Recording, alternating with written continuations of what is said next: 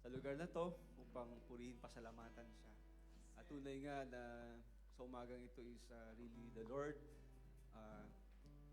Inising niya tayo. Dinala tayo sa lugar na to, sa kanyang biyaya. To seek His presence early in the morning is a blessing.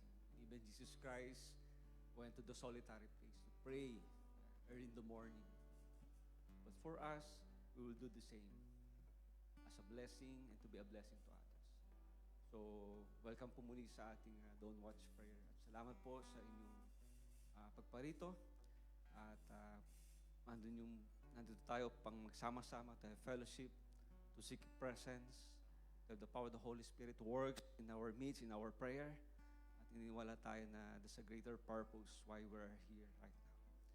Salamat po muli. At tayong muna yung mananalangin bago tayo magpatuloy sa ating open prayer. Sister Han. Let's put our presence to the Lord. Hallelujah, Panginoon. Kami patuloy nagpapasalamat sa oras na to, God. Maraming salamat, Panginoon, sa buong araw, Lord, ay buong linggo, Panginoon, na nagdaan, sa pag-iingat gabay mo sa amin, Panginoon, Lord. We thank you sa paggising mo sa amin sa umagang ito at kami nakarating dito na ligtas at payapa. Lord, tuloy nga, Panginoon, napakabuti mo sa aming mga buhay, O God. Karapat-dapat kang papurihan sa umagang ito. Sambahin dakilain, Panginoon. Lord, prepare our heart, soul, mind, and spirit, O God, as we gather here to praise and worship you at idulog sa iyo, Panginoon, ang lahat ng aming mga saloobin, aming mga dalangin, O God. We believe, O God, that you are God who's answering our prayers, O God. You are faithful to your promises, O Jesus. Hallelujah, Panginoon. Ikaw, Panginoon, ang mga una sa amin sa oras na to, O Holy Spirit. Be with us, O God, overflow in our hearts, O Jesus. Hallelujah, Panginoon. Ito pong samot dalangin sa umagang ito. Sa matamis na pangalan ng Jesus, ni aming Panginoong Jesus. Amen. Magandang umaga muli. Ito yung pinaka-the best na oras na ating purihin, dakilain nating Diyos na buhay. Kaya nang sabi ni Pastor kanina, Jesus set an example na sa Mark 1:35, he left early in the morning, it was still dark, pumunta siya, nag-pray sa ating Diyos na buhay. He went to a place of solitude. Kasi ito ang pinakamagandang time na ating pupurihin, dakilain ating Diyos na buhay. Ang verse natin today is Psalms 106:1. Praise the Lord, give thanks to the Lord. His love endures forever. Amen? So, tayo manalangin. Lord, maraming salamat sa umagang ito. Pinagsama-sama mo kami muli para mapurihan, madakila lamang ang inyong pangalan. Lord, touch the hearts of your people. Ito ang way na pag-worship namin sa iyo, ang pananalangin at pagpuri, pag-awit sa iyong harapan, O Lord God. Thank you so much, O Lord God, na ang aming awitin ay will be a sweet aroma to your ears, O Lord God. Thank you so much, O Lord God, for what you've done in our lives, for what you are doing and what you will do in our lives, O Lord God. Thank you, and you deserve all the highest praises, honor, glory, and thanksgiving. In Jesus' name we pray. Amen.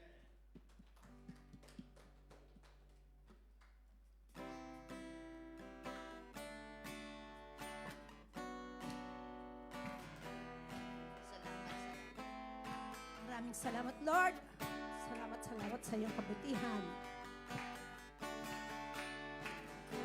Aking masdan ang kalawakan, hindi ko maunawaan ang iyong dahilan kung bakit ako'y pinili mo inalagaan. Di ko kayang isipin, hindi ko kayang sukatin ang pag-ibig mo, Jesus, na iyong binigay sa akin.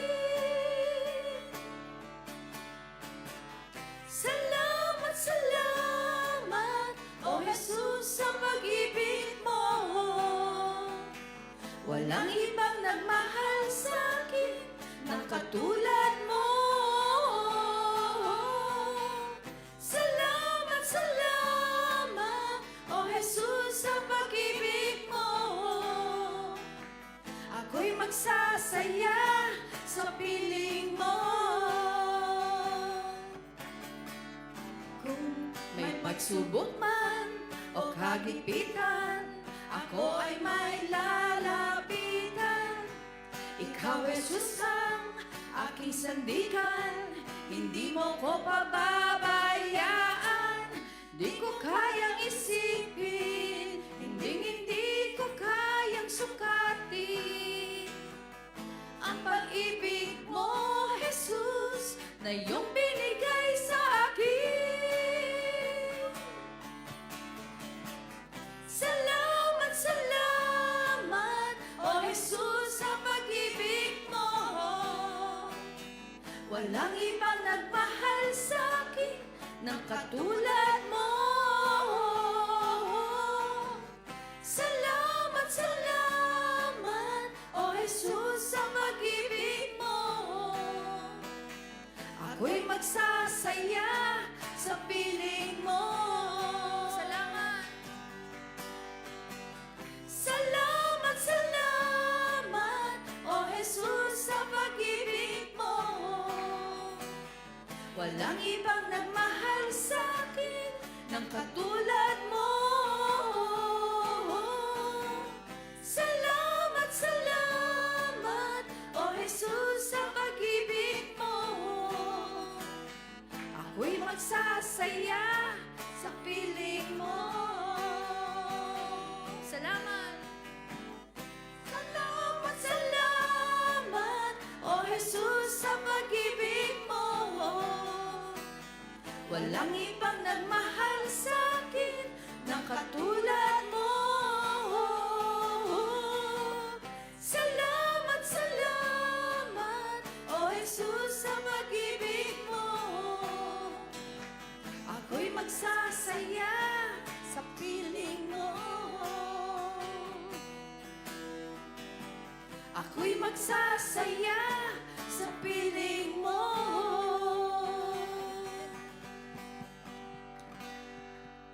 Patuloy natin sambahin at dakilain natin Diyos na buhay.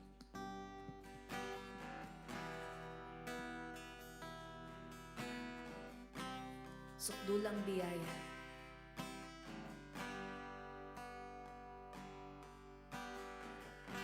Habang hindi karapat-dapat, pagkukulang ng habag at wagas mong pagsinta. Habang walang kakayanang masuklian ka ng mabuti sa lahat mong ginawa. Niyakap mo ako sa aking karumihan. Inibig mo ako nang di kayang tumbasan. O Diyos ng katarungan at katwiran na kahit minsa'y di nabahiran ang kabanalan, kalwalhatian.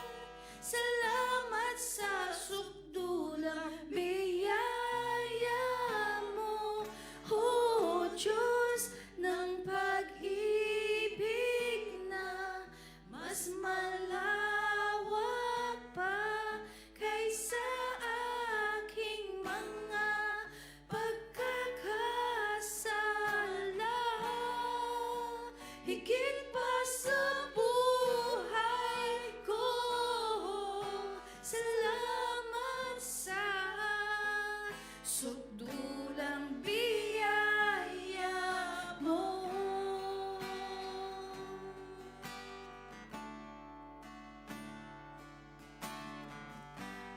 Ang walang salang manunubos at umako ng parusang nararapat sa akin. Anong habag Sa tulad ko'y ikaw ang iyong katwiran, at ako'y patawarin. Niyakap mo ako sa aking karumihan, inibig mo ako nang di kayang tumbasan. O Diyos ng katarungan at katwiran, na kahit minsa'y di nabahiran ang kabanalan, kalwalhatian.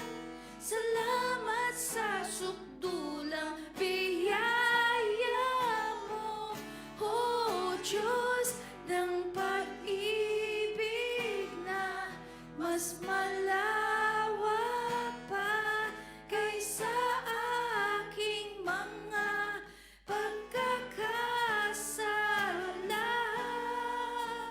Higit pa sa buhay ko, salamat sa sukdulang biyaya mo.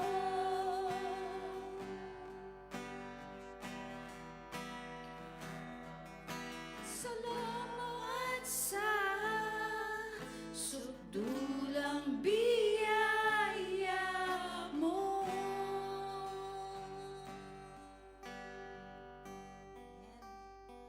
Hallelujah. Maraming salamat, O Lord, kay buti-buti mo sa aming buhay. Despite mga pagkukulang namin, Lord, sa napakabuti mo. Maraming salamat sa pagmamahal mo sa amin, Lord God.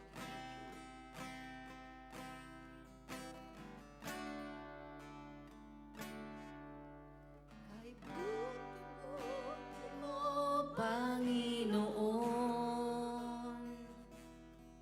sa lahat ng oras, sa bawat araw, ika'y laging tapat kong magmahal. Ang iyong kaawaan ay mawalang hanggan. Pinupuri, sinasamba kita, dakilang Diyos at Panginoon. Tunay nga ika'y walang katulad, tunay nga ika'y di nagbabago. Mabuti ang Diyos na sa amin na nagmamahal.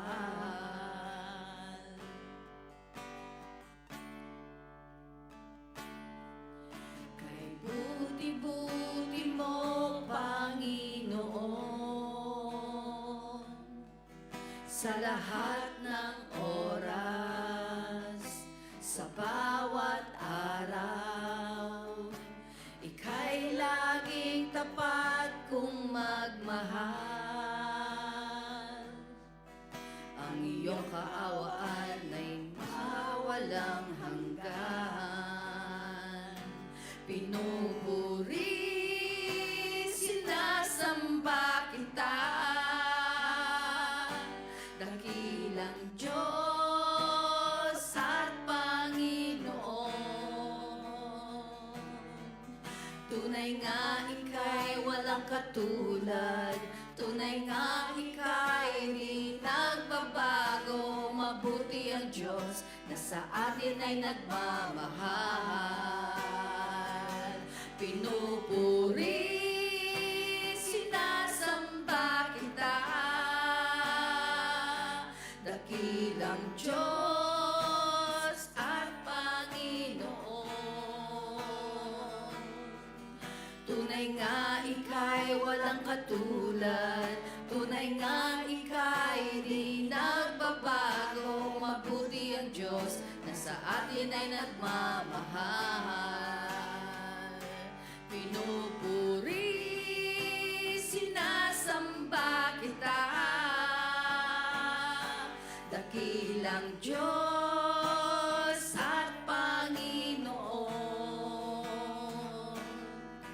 Tunay nga ika'y walang katulad, tunay nga ika'y di nagbabago. Mabuti ang Diyos na sa atin ay nagmamahal. Mabuti ang Diyos na sa atin ay nagmamahal. Mabuti ang Diyos na sa atin ay nagmamahal.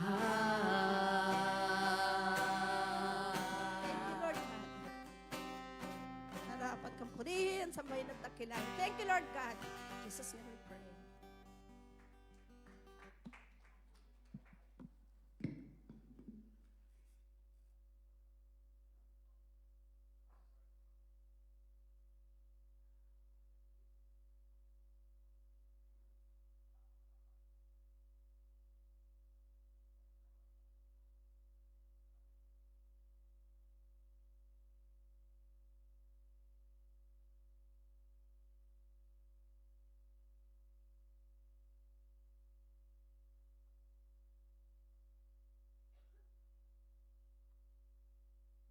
Malamig na umaga po.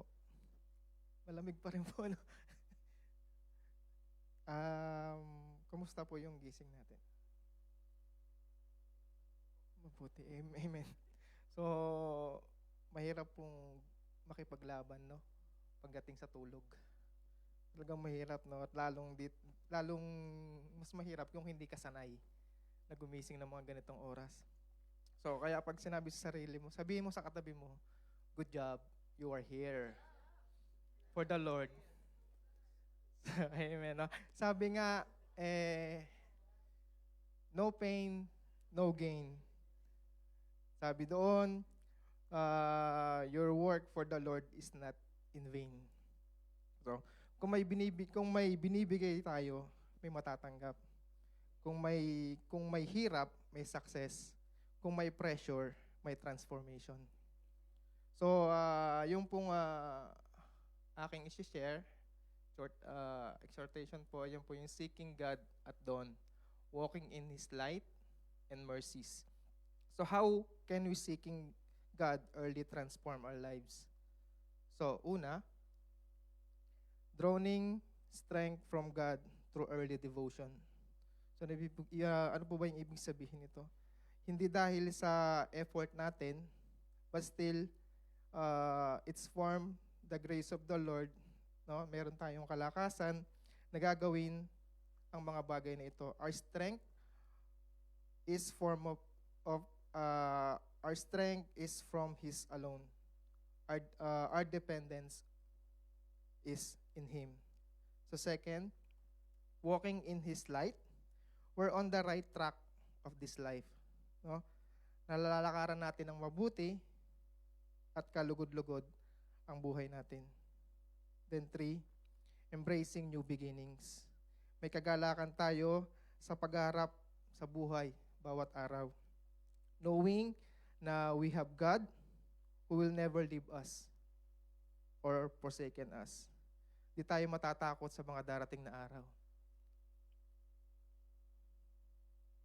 So yung pinaka-main verse po natin is yung sa Psalm 63:1.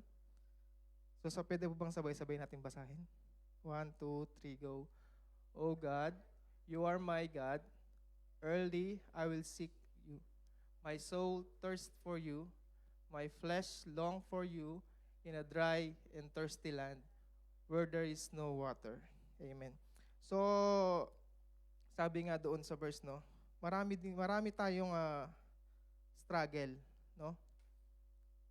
Nandyan yung mga distraction, nandyan yung bisibisihan sa buhay, no? Nandyan yung mga alalahanin. But when we choose to seek God early, we invite His light to illuminate our steps, no?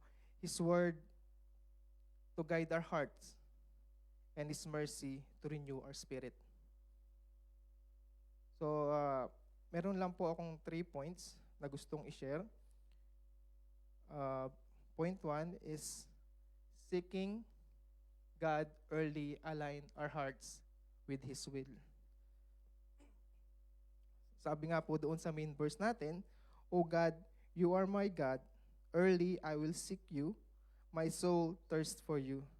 Kung naalala niyo po yung story ni David, no? David wrote this psalm in the wilderness of Judah, dry and a barren place.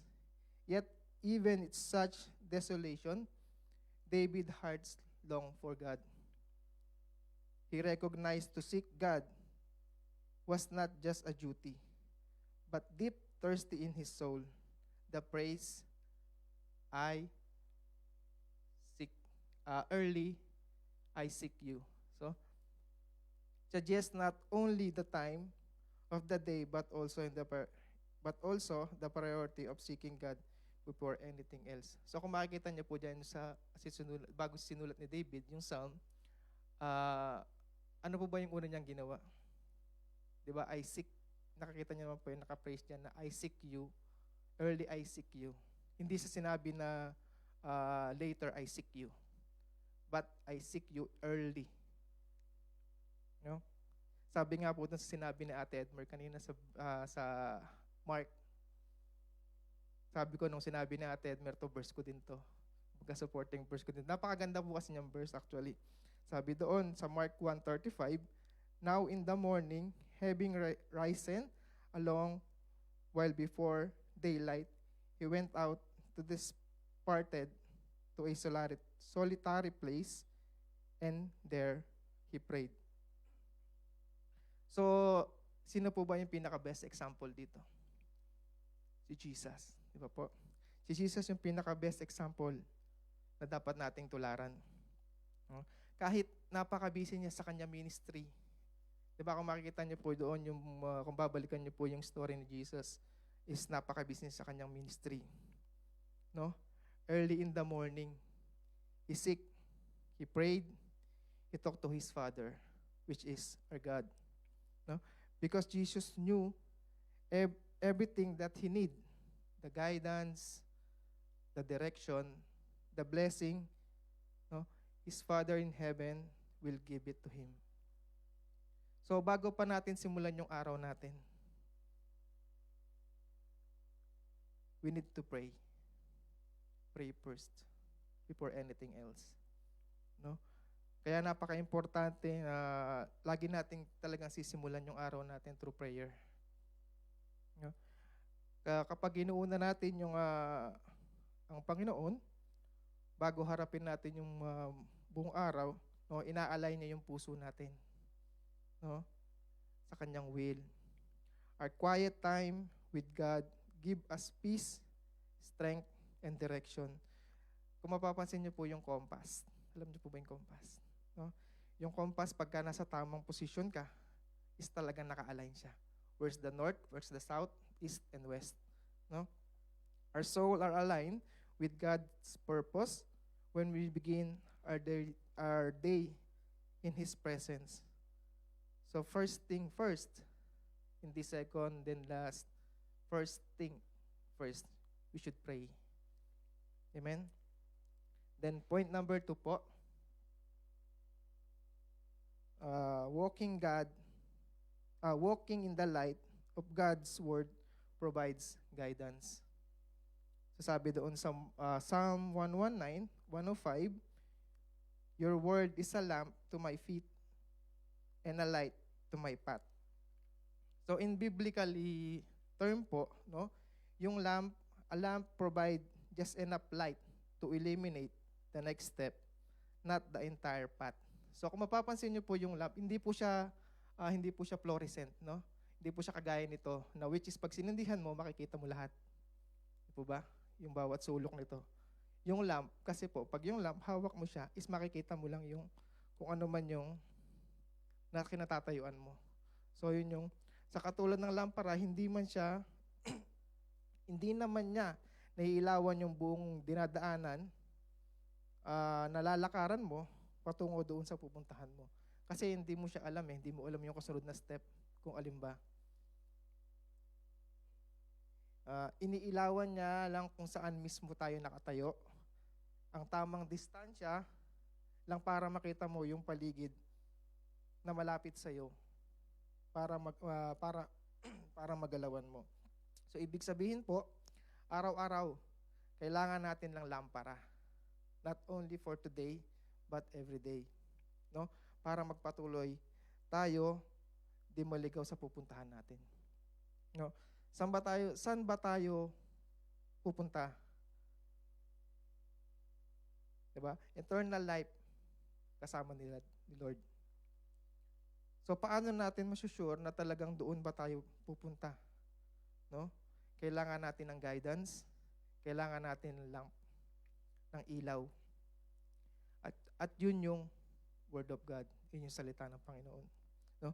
God's Word give us wisdom. We need each moment, one step at a time. So parang ano yan eh, for example, nag-devotion ka ngayong umaga. No?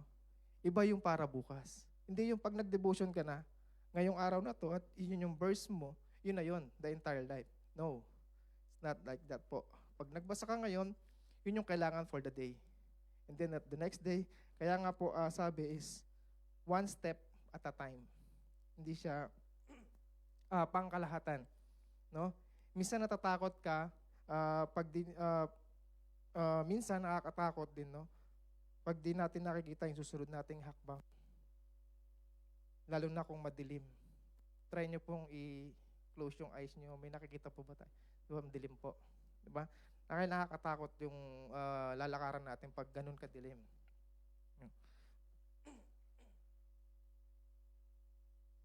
Walking in the light requires trust and dependence on God to reveal the way gradually. Sabi doon sa Proverbs 3, 5, 6. Kuya Sherwin. Ay, meron. Okay po. Trust in the Lord with all your hearts, not lean not on your understanding. In all your ways acknowledge Him, and He shall direct your path. So paano po? No? Gawin nating daily habit yung pagbabasa ng salita ng Diyos. No? Gawin nating lifestyle, like yung devotion, scripture, studying scripture, or at least yung memory verse. No? Let His Word shape our thoughts, decision, and response throughout the day. When the challenge arises, you will already be equipped with the light that leads you. Then point number 3, embracing new mercy give us fresh strength. Sabi doon sa Lamentation 22:23, through the Lord, mercy, we are not consumed, because His companions fail not. They are new every morning. Great is your faithfulness. So this verse po, no, written during the deep lament after destruction of Jerusalem, Jeremiah, known as a weeping prophet, had witnessed devastation. So nakita niya yun, nasaksihan niya kung paano yung pagkawasak ng Jerusalem. But still, he declares the goodness of God and faithfulness niya. No? So kumusta po tayo pag tayo disappointed, may failure, nasasaktan, nagkakasala? Ano po ba yung naiisip natin? Na mas una nating iniisip? Nauna po ba nating iniisip yung emotion natin kaysa mag-pray? No? In Hebrew, ang ibig sabihin ng mercy, chesed. Na ibig sabihin ay stand fast, love, and covenant loyalty. Di ba meron po tayong kanta na, kakantahin ko, ano? Sabi doon is, the steadfast love of the Lord never ceases.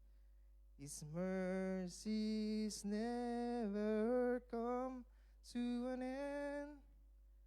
There are new every morning, new every morning. Great is thy thy faithfulness, O Lord. Great is thy faithful. Napakasarap po, no? Napakasarap. Pag kinakanta ko, meron po kasi akong gitara sa bahay. So para akong dinuduyan. Parang talagang every morning pagka inuna mo si Lord, is talagang yung puso mo na-align talaga kung saan ka talaga dapat na nandoon. No? The love and faithfulness of God to us, no? At ang new every morning. Ay ibig sabihin, not on the time event. Not one time event, kundi continuous renewal na available araw-araw. O, sa bawat araw na binibigay ni Lord sa atin, may bagong simula. Regardless of yesterday's mistakes, failures, burdens. His mercy, His love, no? Binibigyan niya tayo ng bagong pagkakataon. A chance to start again. A chance to change for the better. So when God give us new day, new chance, may gagawin si Lord sa buhay natin. No? Sabi nga doon sa Isaiah 43:19, Behold, I will do new things. Now it shall spring forth, shall you not know it? Kumaga parang kinahalin tulad nung last time po na nag-share ako dito is ang topic ko po is the fourth watches. Yun po ang topic ko dati. Nung po ako. So paano po daw? Maggalak tayo buong umaga sa binibigay ni Lord. Kasi hindi naman yan mistake, hindi naman yan failures. Hindi naman yan burdens na binibigay niya. Ano po ba binibigay niya? 'Di ba binibigyan niya tayo ng wisdom, ng guidance, this is a new opportunity to walk God's grace, no? Bitawan natin yung hinanakit natin sa kahapon, no? Let's step into the new things na gagawin ni Lord para sa buhay natin, no? Let His mercy empower you to move forward with confidence and hope. So para po sa conclusion, when we seek God early, we align with His will. No? When we walk in the light of His Word, we gain the clarity and strength to navigate life's journey. And 3, when we embrace His mercy, we are renewed with hope and empowered to face the day. So bawat gising is a blessing. Let's receive a steadfast love and faithfulness of God every day. He will never leave us nor forsaken us. So challenge po, commit to seek God first. Let your life be a reflection of God's goodness and faithfulness. To God be the glory. At pagpalang umaga po sa lahat.